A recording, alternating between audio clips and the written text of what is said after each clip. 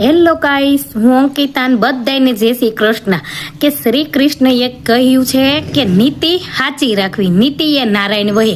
તો આપણે 5 પાંડવોની અને 100 કૌરવોની વાત લેવી કે 5 પાંડવોમાં નીતિ સાચી હતી ને 100 કૌરવો હતા તો એની નીતિ ખોટી અને કપટ હતી. તો 5 પાંડવો હતા તો એ મહાભારતનું યુદ્ધ જીતી ગયા અને ઓલા 100 કૌરવો હતા ને તોય પરાજિત ને હામી એવડી સેના હતી તોય પરાજિત થયા. અને શ્રી કૃષ્ણએ 5 પાંડવોનો સાથ દીધો. શ્રી કૃષ્ણએ એનો રથ હાંક્યો.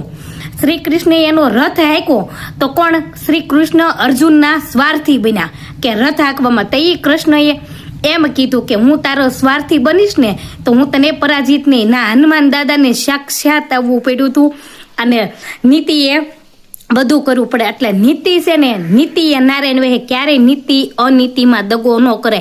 નીતિ એ છે ને તો ભગવાન તમારું સારું કરે ને કરે. રાધે રાધે.